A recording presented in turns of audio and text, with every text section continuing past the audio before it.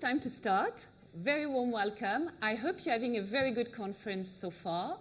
My name is Gail Watson. Let's introduce myself. First, I will be the chair, and with Gary, we've planned quite an interactive sessions, and you're welcome to have your phones on, because we are going to ask you to contribute onto a series of polls during the course of the presentation. So have your phones on, be ready to interact. And we're also going to encourage conversations with your neighbors. So if you're feeling a little bit isolated, it's not too late to move closer to someone. And without further ado, I would like us to get started, because remote and hybrid work is a topic that's very close to my heart. It's partly the reason I moved into L&D, to empower people who don't necessarily have access to huge career progressions to still develop and get opportunities. However, lately it's been quite a polarizing topic in the workforce, and I'm sure we've all followed what's happened with some of the large international corporates in the past 6 to 12 months, with a surge for people to go back 5 days a week in the office, on the back that hybrid or remote work doesn't work. Gary and I have strong opinion about the fact that it can work, but it needs to be done probably differently. And this is what we are going to cover today. So welcome, Gary. It's a real pleasure to be your chair today. Gary Cookson is an expert in remote and hybrid working, and he's published his second book in January, and I believe he's currently working on the third one on the topic. So today he's going to share with us years of research and practical applications that he's been developing with his clients. So I invite you to join me in welcoming Gary today. Thank you. Hello, everybody. My name is Gary. I'm really pleased to be here. It was just before Christmas when I was asked to do this session, and Don rang me, and I was in the bath when he rang me. But when the Don calls, you take the call, regardless of where you are. We're just thankful it wasn't a video call, it was audio only. But I was in the bath, and he says, Gary. Actually, he didn't say that. Gary, he says, will you come and speak at LT? Yeah, said I, yeah. Would you want me to speak on AI or something? No, he says. We need some light relief. We need a session where people are not talking about AI, because everybody else is. So here we are, the light relief. This is what we're going to cover today. So my session is all about hybrid working, and my view is that it isn't, in general, working. But it can do, as Gail said, it can work really, really well. But how do you measure it? How do you measure it? It's a real challenge. The answer to that is, how do you want it to work? And there's a lot of different ways in which you could measure the impact. For some organisations, it's about performance. It's about productivity. But for other organisations, it's something else entirely. And there's loads of organisations, at least half of the organisations who I've been working with and researching, they have no way of measuring whether hybrid is working or not, and they're okay with that. But hybrid can work only if we want it to. If we leave it to chance, it's very unlikely to, but you put the right amount of effort into it, like with most things, and it usually will work. Now, there's a groundswell of opinion from the global workforce that they want hybrid working to work. But they're also telling us loud and clear that it's not. And loads of things about hybrid not working. The on-site experience, opportunities to collaborate, relationships, team dynamics, leadership expectations, loads more is going wrong. But these are all things that L&D can fix, and that's what we're going to cover today. One of the problems that we face is that loads of leaders want to prioritise on-site working for reasons that even they can't fully articulate sometimes.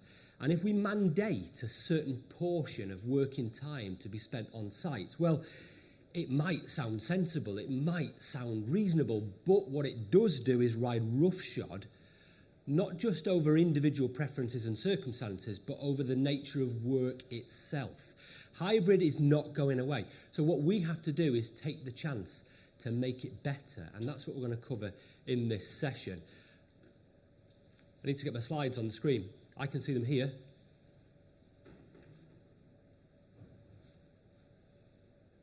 There we go. So this is what we're going to cover today. I'm going to try and answer these questions with you today. And as Gail mentioned, there are a few points during this session that we're going to dip into Slido. So you can see the hashtag HybridLT today. It's a little bit covered, but we'll bring it back up later on anyway. Yeah, it'll be there more than once. And we've got various questions to ask you to share your thoughts on as we get to the right point. But I will repeat the hashtag as we get through.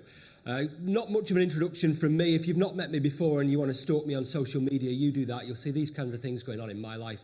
From this, you can deduce a few things. I'm a father of 4, husband of 1, and I get a tiny bit of spare time. And in that spare time, I run my own business, and I work with individuals, teams, organisations all over the world, helping them to make work better. My background is in HR and L&D. I've got a quarter of a century. Makes me sound really old. Quarter of a century's experience now at director level in the public, private, voluntary sector, all around the northwest of the UK. Now my work takes me theoretically all over the world. I say theoretically because it doesn't really. The people who I work with, they're all over the world in some really lovely places, and I'm usually in a bedroom in my own house on a Teams call with them, which, being honest, when I was imagining what running a global business might be like when I was growing up, that wasn't what I thought it was going to be like. But it's the nature of the world of work we live in. And I've done a bit of research, bit of thinking, bit of writing on the world of work, and I'm going to share some of that research with you as we go through today, mostly from the middle of those 3 books. And if you are interested in buying them, the Kogan page stand is downstairs, and you can get hold of some of them at the conference today. So, where do we start? Well, why are we even talking about it? Isn't it so very 2021, hybrid working? No, it's not. No, it's not. It's not going away, despite headlines to the contrary. The ONS Working Lives survey in November last year said that 28% of UK working age adults work hybrid. A further 13% work entirely from home. So that's 41%. And that has stayed roughly static for nearly 5 years now. Roughly static. It isn't going away. The International Workplace Group surveyed recruiters last year. And the recruiters in that survey said that 75% of them have had candidates reject job offers because they haven't had the flexibility those candidates need. And 72% of recruiters note that businesses who don't offer hybrid working are becoming much less competitive in the job market. And it is in the news an awful lot. And these headlines all from the last 9-10 months or so. And I did these slides about 2 weeks ago. If I'd done them today, I could have filled a slide just from headlines in the last few days alone. These are not representative headlines, though. This suggests that there is a trend to get people back into the office, and that's not really representative of the truth. But these are the sexy headlines. These are the things that sell newspapers or get you to click on things. There are far more companies going the other way, but a headline that says company makes remote and hybrid working work, that's not sexy. Nobody clicks on that. Nobody buys a newspaper to read about that. But this is controversial stuff. All of these, they get the column inches because it's controversial. And there's something that connects all of these people, which we'll talk about a bit later on. But if we mandate a fixed amount of time to be spent on site, that's the controversial stuff. It doesn't really matter how much time you mandate. What matters is you're mandating. And it's problematic. But one of the problems we find is that nobody really agrees what hybrid is. I get all my images from stock image sites like Shutterstock and Pixabay, and if you go on there, you type in hybrid working, you get nothing. You get images of hybrid cars, hybrid plants, hybrid dogs, nothing on hybrid working. This was the closest I got. This, it says on Pixabay, is a hybrid training system. And I thought, this is an L&D audience. They will like the subtlety of that joke, but that seems not to be the case, so I'll move on quickly. But if stock image sites, which have got images about everything, have got nothing that tells us about hybrid. What chance have we got if those sites haven't got? Well, very little. I say the only way you can agree what hybrid working is by starting out agreeing what it isn't. And what it isn't is this. That's a quote from Doctor Who. But it perfectly encapsulates what hybrid working isn't. It isn't a fixed point in space and time. Hybrid is the opposite of this. This is saying to people that your work has to be done at this place at this time. Hands up if you like being told that. Do you like it? Show of hands if somebody says you've got to work there at that. No, I didn't think so. But when we say to people, work 2 days here, 3 days there, that's exactly what we're doing. Even though it might sound reasonable, that's exactly what we're doing. And grown-ups don't like that because we've usually spent, by the time we reach adulthood, 18 years being told what to do, where to be and where to go by teachers, our parents and other adults. And we get into the world of work and we don't want that anymore. But there is no one-size-fits-all with hybrid working or indeed work. You can't compare apples to apples. You can't look at one organisation and say, they're doing it that way, so are we. It's different. The context is different. What you think hybrid work is different than everybody else here. You can't compare. So you've got to think about work differently. Work isn't just defined by where or when it takes place, but by what work is being done and the individual circumstances too. Hybrid work isn't, has never been, and can never be the same for everybody. Not in this room, not in your organisation, possibly not even in the same team where people do the same job. It's different. So I went back onto Pixabay and I said, if there isn't any images of hybrid work, show me images of work. Oh, well, there's loads of those. Loads of those.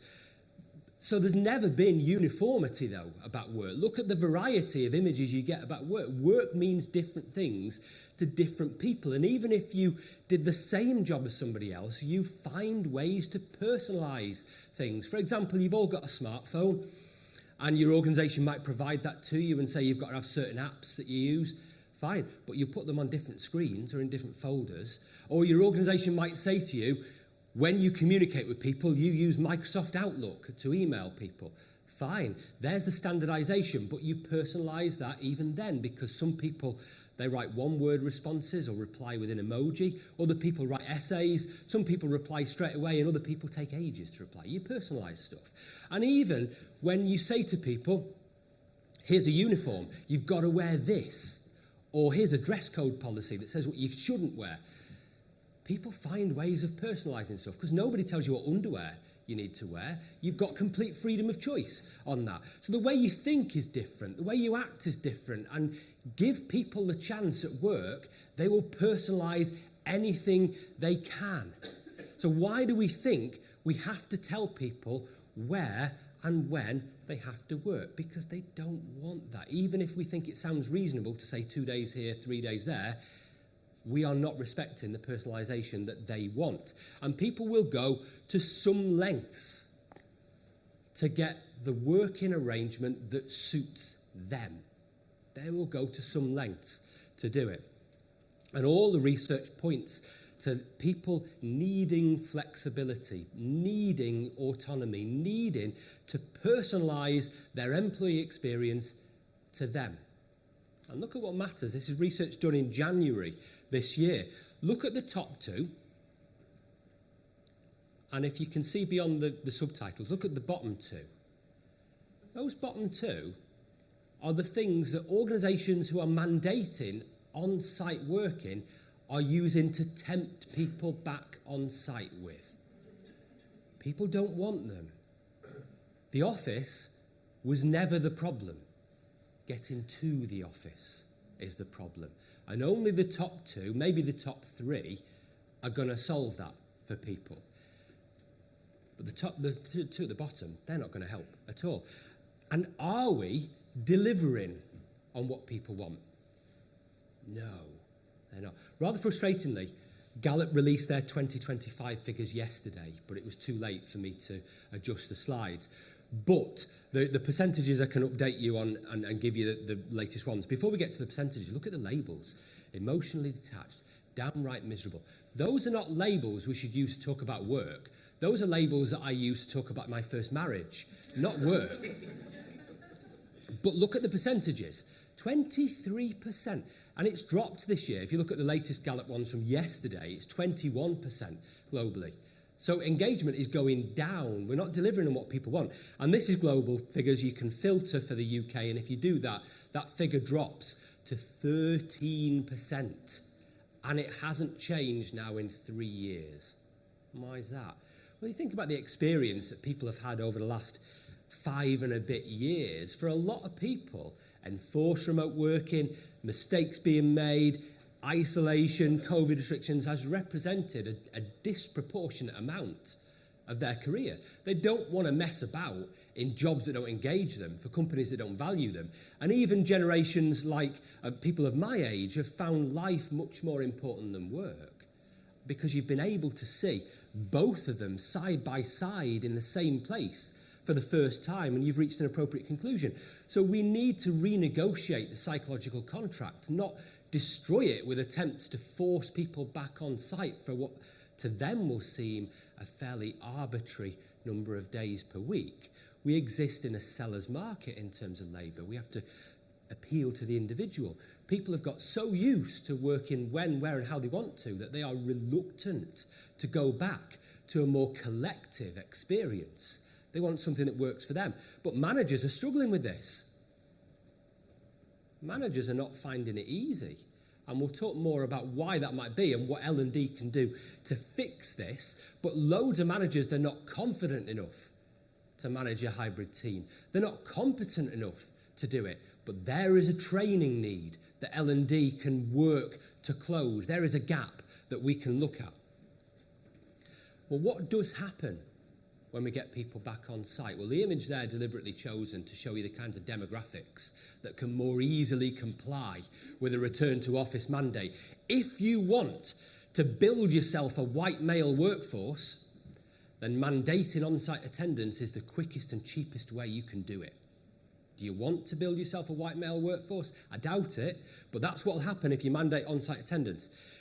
The International Workplace Group, I mentioned them earlier on, 67% of recruiters in their survey have seen a rise in candidates searching for new jobs following a return to office mandate. They also surveyed 1,000 white-collar workers who have to go in every day and found that 46% of them are actively seeking jobs that didn't require that, and that 21% of them are experiencing daily burnout because of commuting every daily burnout. The Social Science Research Network last year tracked 3 million tech and finance workers' employment histories on LinkedIn and found that firms that enforce a return to office are experiencing abnormally high turnover following that, struggling to attract candidates, and most of the turnover is amongst female workers, older workers, and those with specialist skills.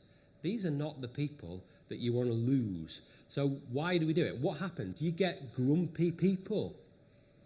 There's no images, by the way, on Pixabay of grumpy people in the office. I had to use ChatGPT to give me this image. You get loads of images of happy people in the office, none of grumpy people. The ONS do a survey and they say, why do people want remote and hybrid working? Why do they want it? And they said it saves, on average, 56 minutes a day. Now, mostly through not having to commute. So if you work at home, you save 56 minutes a day. And then they said, what do you spend that 56 minutes on? Now, this is where it gets interesting, because they say 24 of those minutes go on sleep and rest. 15 of those minutes go on exercise, sports, and well-being. And that's where they stop. Now, if you're good at maths, you've worked out that's 39 minutes. Leave 17 minutes unaccounted for. I'll let your imaginations run wild as to what people are doing. If it's not sleep and rest, if it's not exercise, what is it? I've not got a Slido poll on that, Gail, so don't worry. But they also worked out that workers over the age of 30 are the ones who need remote and hybrid working more than any other demographic.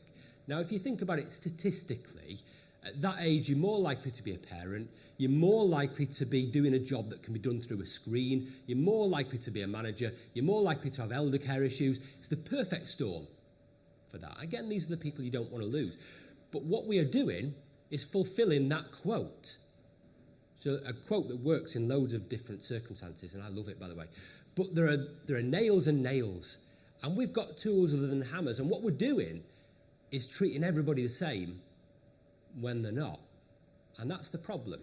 If we treat everybody the same, if we apply rules that apply to everybody, well, we're going to risk alienating some people. We're going to risk all the opportunities not being taken advantage of to craft something different, something better. And mandating on-site attendance is not the answer to this.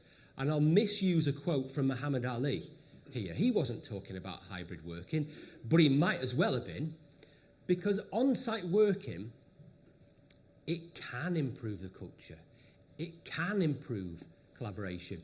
And everybody should have some element of on-site working. Everybody needs that. But what there isn't is a magic number to work towards. There isn't a number underneath which there's no collaboration and suddenly you reach that number and it's there. It doesn't just happen like that. It takes conscious effort. It takes intention. Loads of organisations who I work with achieve more from one very well organised, very well executed on-site day per quarter than other organisations do from 4 mandated days per week. So it isn't about quantity, it is about quality. It isn't about how often you come on site, it's about what you do when you're there. And to misquote Muhammad Ali, don't count the days, make the days count. And that means people need to know what to do. They have a training need, which we can close for them. So how do we craft hybrid better? Everybody loves a 4-box model. This is mine. This is my 4-box model to make hybrid working work. This requires you to think about work in its component parts, tasks, task by task, not job by job. Let's give you some examples. Come into this session today is happening at a fixed point in space and time. It's only happening 11:15 in this particular room. You've no choice. You can't go elsewhere to do it. You can't come another time. So that would be top left, coming to a session like this. Replying to your emails, well, that would be bottom right, because nobody tells you where or when you have to do those types of things. Some of you have been doing it while I've been talking now. Don't think I can't tell these things. It happens. And so on and so on. And when you take your job description, it's got a big list of all your tasks, and what you can do is plot each one on this thing to see what percentage of your time must be on site. And the things that must be on site appear in the top 2 boxes. And then you work out, well, is that 50-50? Is it 60-40? Am I the same as the other people in my team? Am I different? And what you will notice is that across your organisation, there is no one-size-fits-all to it because everybody does different tasks. And then you can start building your hybrid approach from the bottom up rather than from the top down. This gets people more engaged with it. It respects the nature of work being done. But what if your organisation insists that everybody must be on site for 60% of their time? But when you do this, you haven't got 60% in the top 2 boxes. Maybe you've got much less. Maybe you've got much more. Well, you can move things from bottom to top. That's easy. You can put more time on site. But what if you want to go the other way? What if people say, well, I can't really do that? Well, then you have to ask questions. Questions like this, to redesign jobs, to redesign tasks, to rethink what work is for each individual. Now, there's more questions in this. Obviously, I just ran out of space on the slide. But you can see where I'm going with this. This is job redesign. And just because a certain task has always been done a certain way doesn't mean that that has to be the case in the future. Loads of things can be moved about. And that requires you to ask questions with each individual about the way they work. Everybody's experience of hybrid working is different. We might all do the same job. And when we're on site, we're sat next to each other doing that job in the same way. But if we've got an element of remote working, there's a portion of my time that I'm doing that job where you're not,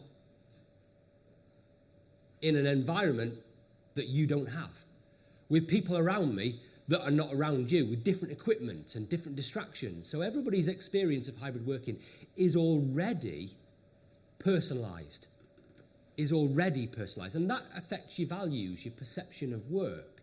And we have to reflect that back then in the way we treat those people, in the way we help them to learn, in the way we manage them.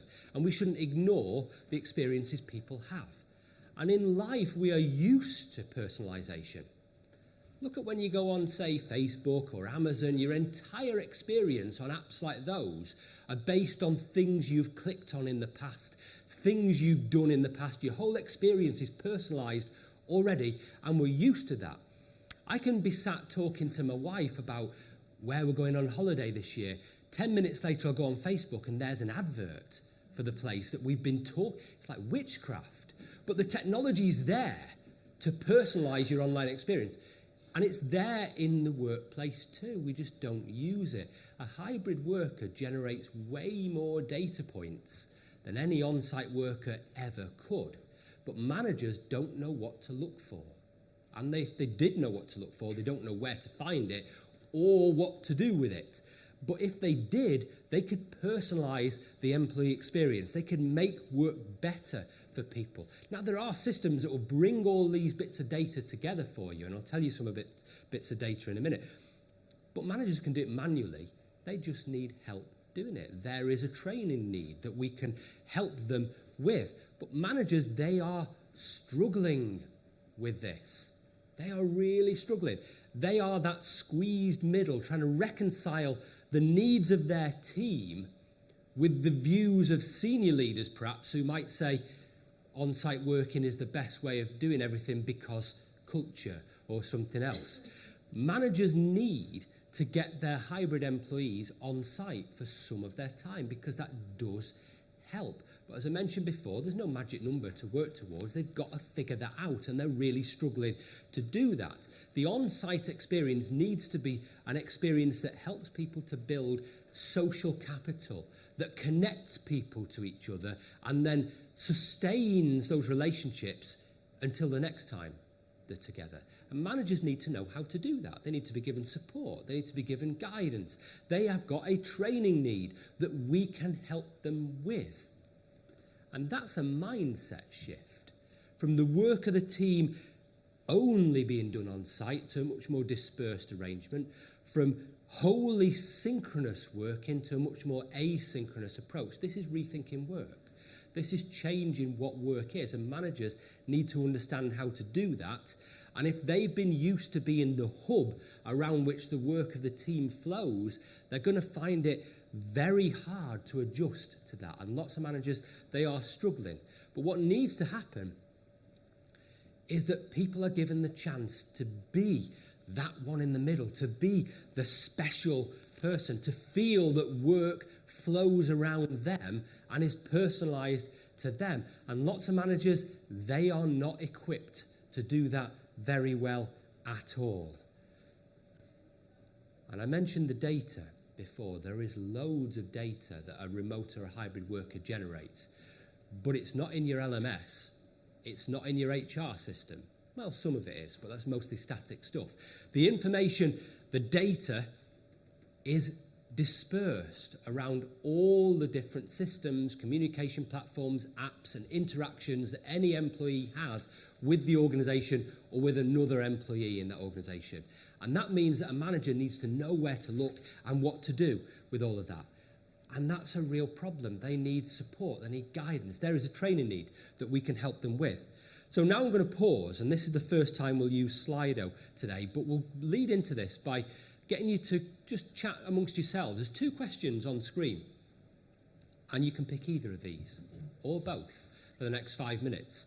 I'd like you to have a think about how we do this. What kinds of things could a manager do to agree a personalised relationship? What are the things that need to be personalised to the manager and the employee? And the second question is about those data points. What do you think they are?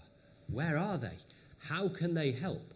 So you can chat amongst yourselves for 5 minutes, and in terms of feedback, get yourself on Slido. The hashtag is HybridLT, and when I finish talking, that'll be visible because the subtitles will disappear. HybridLT, and pop your feedback into the appropriate question on Slido. But we'll give you just under 5 minutes. 3 minutes? Oh, 3 minutes. 3 minutes. And sorry. And then I'll start again. So we'll give you a couple of minutes to chat. So we don't want the technology to take over. And then in about 2 minutes, I'll open the Slido so you can start having a conversations and don't get too absorbed in the tech. So yes, 2 minutes to discuss. You can choose the first question or the second, or if you're very ambitious, you can cover both. And then the response, we will open the Slido in a couple of minutes. Right, everybody? Can you hear me? Yes, is it projecting? Fantastic. Can I have your attention, please? Dear, Don was right, eh? Learning people love talking. So yes, can I have your attention, please? Can I point out that we're waiting for your votes to come in and see what's your conversations that you've just had with maybe some colleagues or some people you didn't know before the session today has brought. So if you've never used Slido, you can take your phone. And don't tell me that you didn't bring your phone to learning technology. I would not believe it. You type slido.com and then you can put, then you will be asked on the interface to type a code, and the code is hashtag hybrid with a capital H and LT with a capital L and a capital T. Hopefully you can see it through the captions, which with the French accents is always interesting to look at. So never mind. And then we're going to start looking at what you're sending. So someone said here, and we will not just for time, we will not bring up the answers on the main screen, but both Gary and I can see them, and you can, once you've submitted your answer, you will be able to see it, to see the other answers to the other people's answers on the screen, I believe. So you can see that there are various answers coming. A lot of them, some of them are coming around meetings, meetings habits, conversations, expectations. Yeah.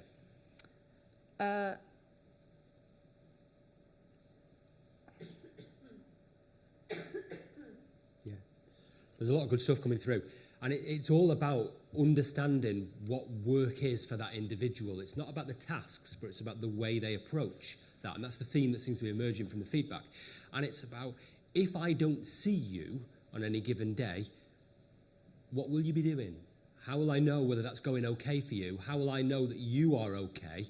What is healthy work for you? And how do we keep in touch? And how do we manage what tasks you're doing and how the relationships are going with other people, all of those types of things. And that means that that manager, if they've got 5 people who report to them, they'll have 5 different ways of doing it. And that's okay.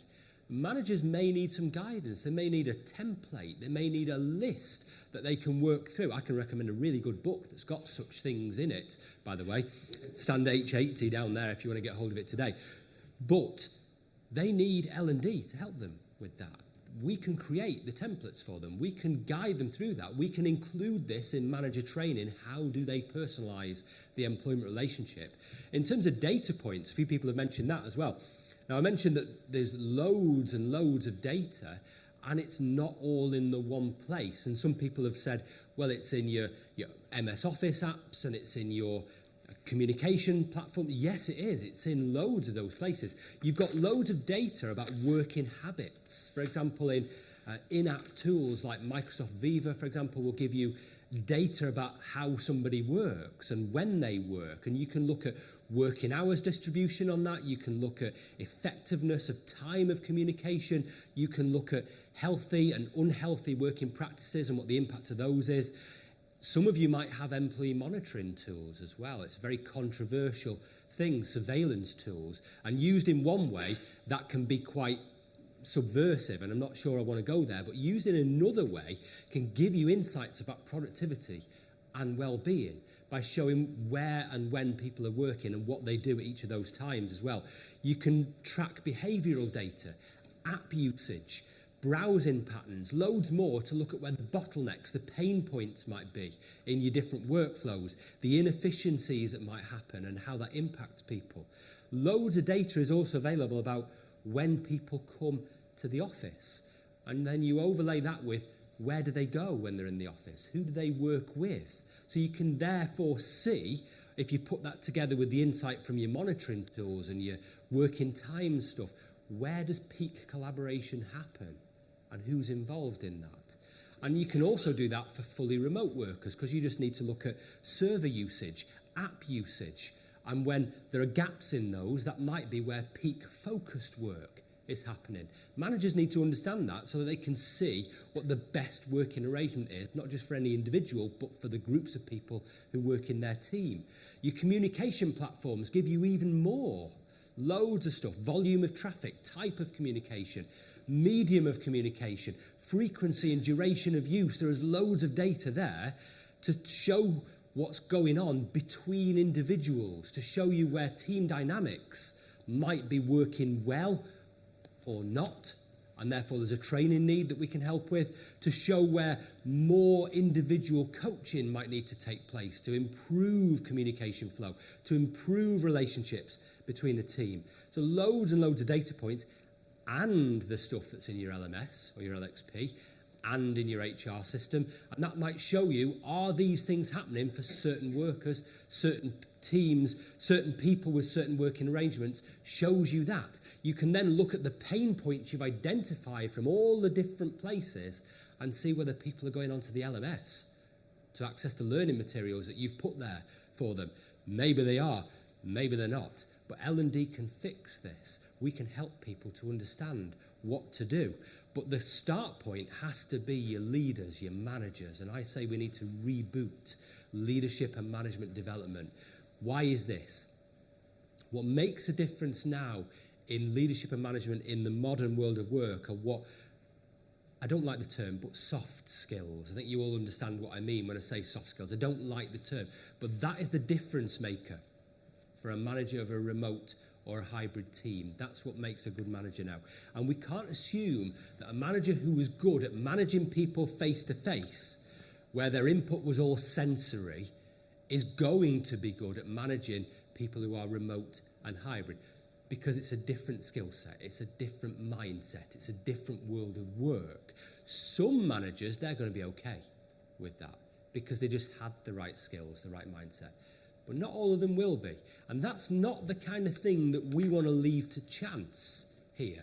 We need to reboot leadership development and start afresh with people and say, okay, the skills you had for purely face-to-face management, they're okay. You still need those. But if you've got people working remotely, these are the extra stuff that you need. These are the things we're going to layer on top of all of that. And we perhaps need to do that for everybody in leadership and management positions, so that we are comfortable and they are comfortable. We can fix this in L&D. There's a training need for leadership and management development. A second opportunity to use Slido now. And this is more just put your thoughts directly into Slido rather than talking about them with people around you. But be interested in finding out what you've been doing to help your leaders and managers to adapt to the modern world of work. What kinds of things have been happening to help people? Now, the answer might be nothing at all, Gary. That's why I've come to listen to you to find out what we need to do. And maybe that's the case. But say so, because that's interesting research to see if nothing's been done to help leaders adapt. But there might be certain things that you can see other people sharing here that you might be able to steal or adapt and bring into your own organisation. So do share some of your thoughts on that question on Slido. What have you been doing? And I'll pick on some of those themes in a moment's time. The other area of focus, there's several areas of focus, leaving leaders behind, but teams. Teams can't be left alone to figure out what hybrid work means for them. In a co-located face-to-face environment, the rules of how teams work, they're not written down anywhere. They're not spoken out loud. You just observe people and you figure out how the team works. But in a hybrid world, that kind of stuff needs to be made explicit. Whether written down or said out loud, either helps. But teams need to work out how they're going to communicate with each other, how they're going to behave, who's going to work where and when, and what impact that has on tasks that are being done, all kinds of things. What the manager needs to know about and what they don't, how they're going to solve problems, how they're going to resolve conflict. There's a range of different things that teams need help with. So in terms of team development work, again, something that L&D should be heavily involved in, there is an awful lot of stuff that we could be doing there. Left alone, a team will get to the right point eventually. Do we really want to let them do that and it take longer? We can help them with this. We can facilitate through that forming, storming, norming model that many of you will be familiar with, and build teams. There are loads of things that teams need to agree amongst themselves. So if I'm coming on site on any given day, I don't want to be the only person there from my team. I don't want to be going on site to spend all my day in Teams meetings that I could have done from home. I need to have sight of who else is there, and I need to know what we're going to do when we get there. We don't want to leave that kind of stuff to chance. And if we've got all these digital tools that we use, which ones do I use for different purposes? Do I understand how work flows around these digital tools? People need help. And there's all kinds of things that we are doing now in the world of work. You don't need to go very far into the exhibition to see loads of people pushing things at you to say, let's help you change what work is for people. Rightly so. But we need to help them. In L&D, we need to help people to understand not just what the tools are, but what they use them for. And there's all kinds of different tools, from project management software to calendar tools, to hoteling software, to digital workflows and whiteboarding apps. And that can be very overwhelming for people to think there's this proliferation of tools and I don't know what to use when and what for. There is a training need that we can help them with. And that might help us to change what work is from being a synchronous to an asynchronous activity. Asynchronous are tasks that you can complete without having to wait for somebody else to be around at the same time. L&D, we can provide guidance on that. We can facilitate those conversations. What tasks do need to be done synchronously? What tasks need to be adapted so that they can be done by somebody at a different place in time? Maybe then we can provide the FAQ documents, the guidance documents that allow people to work in isolation at a time of their choosing without having to arrange a meeting to sort something out. We can look at the workflow, we can look at the processes, we can look at how decisions are made, we can look at how teams work together and improve asynchronous working across the organisation. We can also help to bring new people into teams. Imagine that you are a new person in an existing hybrid team. The induction, the onboarding of those people has to be different than it was when everybody was face to face. Imagine joining an existing hybrid team. They all know the working patterns and who's working where and when. The new person doesn't. They all know what the protected time is when you shouldn't meet with people because they're doing deep work. The new person doesn't. Everybody in the team knows how to share updates and what tools to use to communicate. The new person doesn't. They all know their rhythms and their rituals and their routines, and the new person doesn't. They all know where to find information and answers without having to meet with people, and the new person doesn't. You can see where I'm going with this. So the induction of new people into the organisation is not just about helping them to do their job, but helping them to be a part of their team and not look at the team from the outside.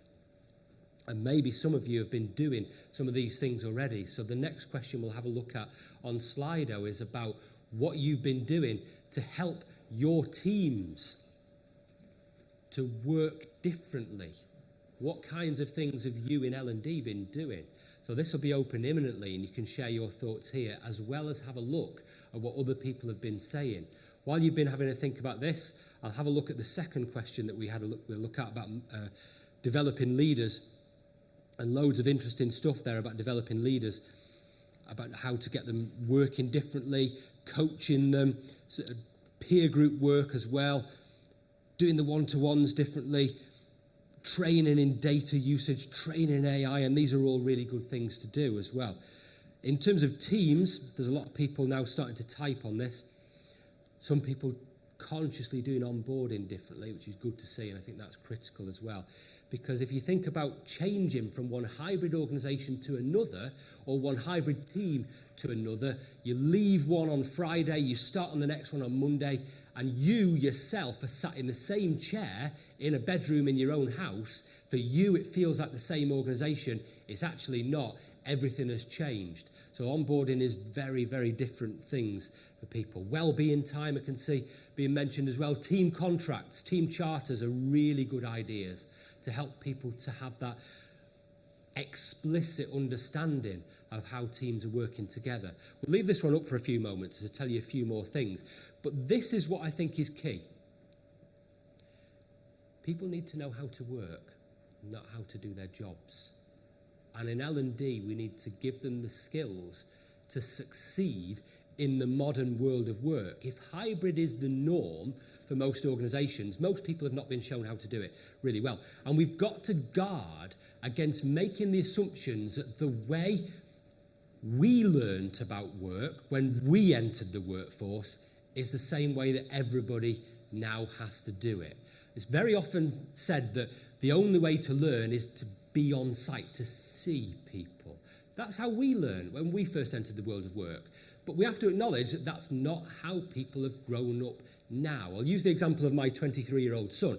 He has grown up with a smartphone attached to his hand. Rightly or wrongly, that's how he's grown up. Before he entered the world of work, he had a decade of experience building connections, building digital communities on social media. And he can do that very well, with people who he's never seen in person sometimes. He has got a decade of experience collaborating with people in online gaming communities, building whole worlds on Minecraft, planning military campaigns on Call of Duty, doing things on Grand Theft Auto with people who he's never met and never will on audio-only stuff. He can communicate entirely in GIFs and emojis from another room in the same house with me sometimes. The last few years of his compulsory education were dominated by remote learning. And he is used to getting things delivered to his house. And he expects work to be one of those things, rightly or wrongly. And he gets to an office, he's in his first proper job now, what I would call a proper job, and he's told, learn by watching these people. He's never learned by watching anybody in his life. He is comfortable learning through a screen, through a device, getting things delivered to the palm of his hand. And the world of work is different for people of that generation going into the workplace. And if we think that the only way they can learn is the way that we learned 20, 30 years ago, we're wrong. We're the ones who are out of date. We can learn a lot from the generations entering the workplace about adapting to modern working life, forcing people into the office when their entire lives have involved things being delivered to the palm of their hand in their house is a recipe for trouble. Making somebody go to the office to learn is taking them away from the only place they've ever learned, just through a smartphone. Our focus shouldn't be making those people entering the world of work learn how we learnt. It should be about changing the way that we learn, not the way that they learn. And there are loads of things we can do to that. We can look at how to support each individual to work better, work differently, so that they know what work is for them, what working habits they need to stick to, and what happens if they don't. We need to look at co-working time so that they can work with other people at the same time, doing stuff together. But again, there isn't a magic number for that. We can work it out with them. We can encourage use of different communication tools, different platforms. We can give them guidance and support. We can help them to use video-based communication as opposed to holding out for synchronous in-person meetings. And there's loads of tools that can help you do that. We can provide them with access to learning in different media so that they can learn when and where they want to, and not when they are in front of other people or in front of us from an L&D perspective. So our ecosystem in L&D is different because of the way work has changed. The live sessions that we might have, they might be virtual, they might be face-to-face, it doesn't matter, but they are not the main place where people now expect to learn. They are a piece in the puzzle. People learn before that, people learn after that, and people learn in different ways. And what we should be showing them in L&D is the picture on the front of the box of the jigsaw, showing them where to get all the pieces, showing them what the big picture looks like and how to build that jigsaw. And that means we've got to rethink our approach to learning. And blended learning doesn't mean a blend of remote and face-to-face stuff. That's not what it means. It now means lots of different media and mediums, from audio, from video guidance, from written documentation, from user-generated content, to communities of practice as well. There's loads of different ways. The last time, imagine that, think of something that you taught yourself at home by watching a YouTube video. You probably can come up with a dozen things or more. Did you look for a course on those things? No. Was there a course? Possibly. Did you look for an expert on those things? No. Was there an expert? Possibly. You went to a device in the palm of your hand for a short video that you could replay, rewind, and watch again. Learning at the point of need, when you needed it, not through the provision of the kinds of things we've done in the past. So learning now becomes a very asynchronous activity for hybrid workers. There are loads of touch points where you can predict learning for hybrid workers when they're new to an organisation, when they change jobs, when something else changes in their jobs. And because we know that, we can be ready for that in L&D. We can give them all the stuff they need to deal with those touch points, to deal with those pain points. We can connect them with others. We can create communities. We can give them written guidance. We can give them the audio and video guidance. We could give them the user-generated content. And that's where we need to be. We're no longer the sage on the stage, and I'm fully aware of the irony in that phrase as I'm saying that, or the font of all knowledge, the single source of the truth. We're not that anymore. That wasn't what L&D was when I got into it a quarter of a century ago, but it's what it is now. And we can do a lot more, an awful lot more. Another question for you to think about, and we haven't put this on Slido because the free version of Slido, which I have, limits you to just 3 questions. And I wasn't going to pay to just add a 4th question. But a question for you to reflect upon is what help you think you might need to give your hybrid workers. Because we're here discussing hybrid working not working, and I'm saying L&D can fix this. I've given you some ideas today, but you need to go away and put them into practice. So the reflection question for you to take away from today is, how are you going to do that? What help are you going to give on that? And as I move into the last couple of minutes of what I'm going to cover today before we go into the general Q&A, one of the big criticisms of hybrid working and remote working is that it has a detrimental impact on culture and collaboration. And there's a nice quote, a little bit clickbaity, Chris heard on LinkedIn sometimes, and this is one of his attempts at being clickbaity, but I like this quote. This tells you what hybrid work really is. This shows you that culture in organisations is being left to chance, and when you leave things alone, they will deteriorate. If you've got a garden outside right now, the grass is growing, weeds are starting to appear in your garden. If you want to get out there and pull the weeds up, you can, and your garden will look great. If you leave it alone for a week or more, it will deteriorate. That's the same with culture. Culture deteriorates when you don't pay it attention. And that's not the fault of hybrid working. Hybrid working is the lens through which you can see things more clearly in your organisation. It's the window through which you can see what's going on at different parts of your organisation. And if you look out the window and you don't like what's out there, is that the fault of the window? Do you move to a different window? Do you pull the blinds down? No, you don't. You get out there and you sort it out. So culture is something that organisations have to put intentional effort into sorting out. And hybrid work is the microscope that shows you what the problems are in granular detail. And that's not caused by hybrid working, that's caused by lack of effort. And again, that's something that in L&D we can fix. So all the things we've been talking about today, all the ideas you've been sharing, all the suggestions that you've been making, and the things I've told you about, we can fix the world of work. We can make work better. We can make work epic.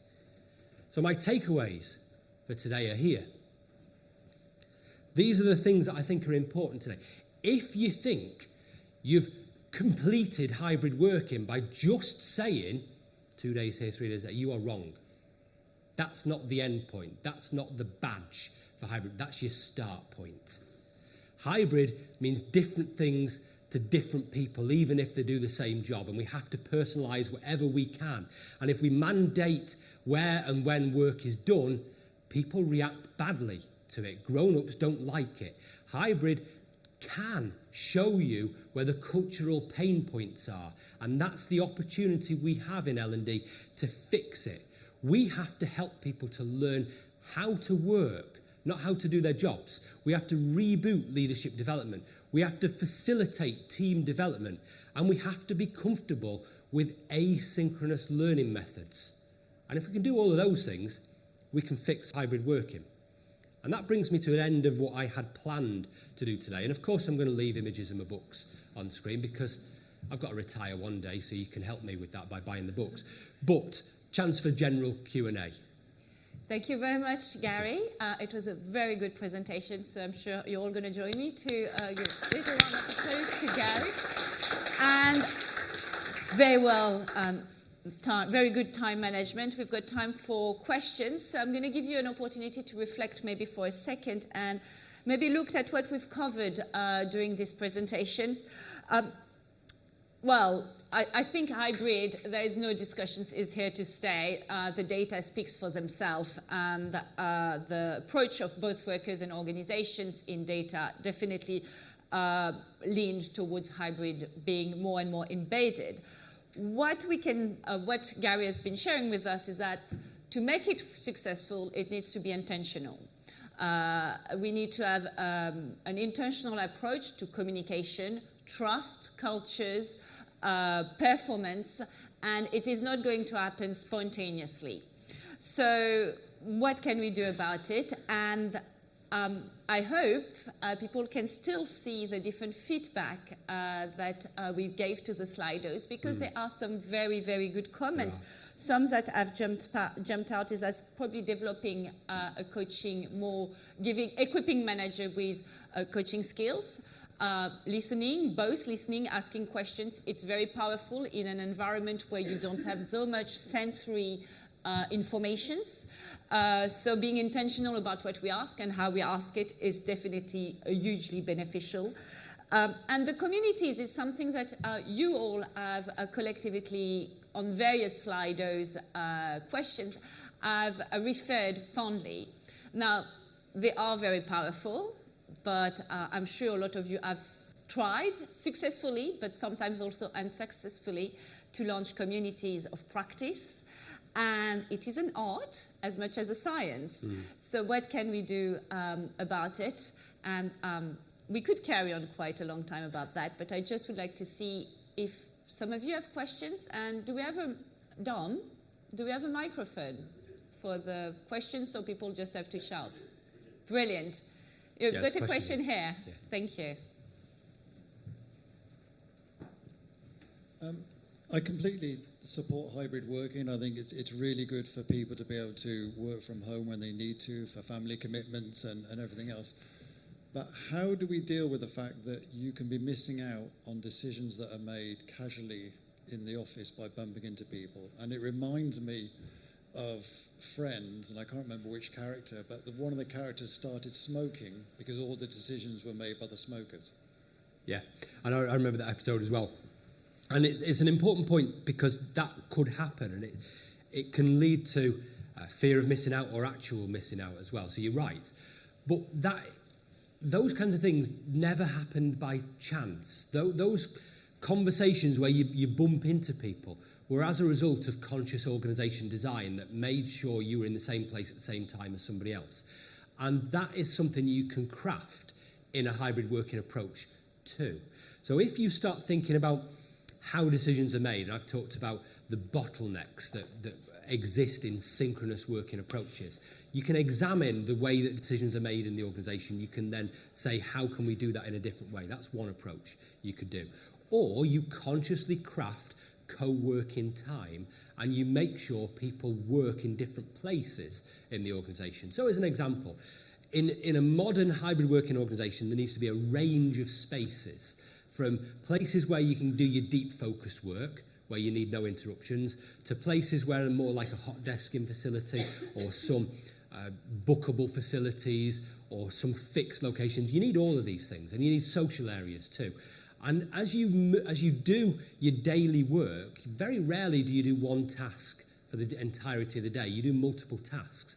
And if you use that 4-box model that I looked at earlier on, you can then figure out not just where and when the work needs to be done, but what's the best environment in which that can be done.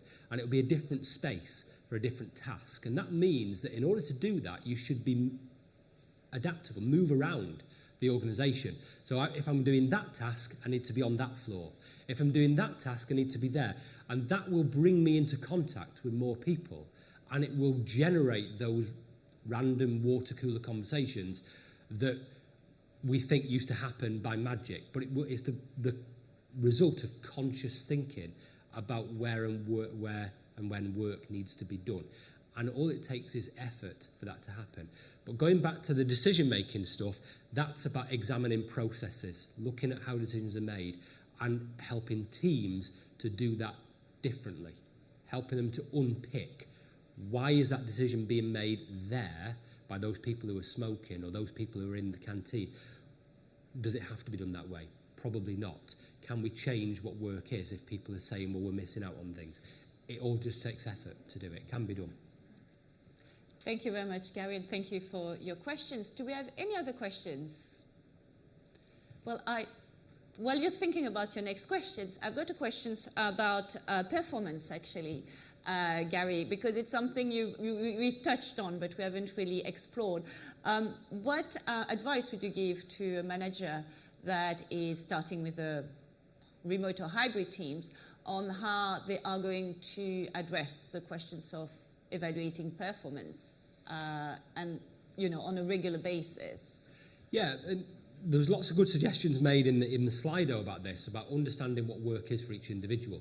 Every task will have a different measure of what the performance is, different standards, and it'll be done in very different ways. And a manager needs to understand that for each individual. We all might perform the same task here, we might do the same job.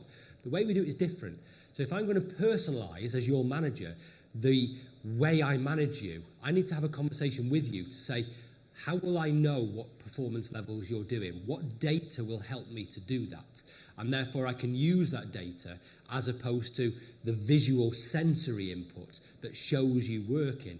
I can use the digital data to bring that together and get a more holistic view of what your performance is. And therefore we can also agree, if your performance dips below the expectation of what the performance is for that task, what do we do about that? How will I find out? What will you tell me? Where will I see this data? And what is the solution to that? Now, the solution might be you come and sit next to me until you perform. That might be the solution. But there might be something else. But that's got to be a conversation.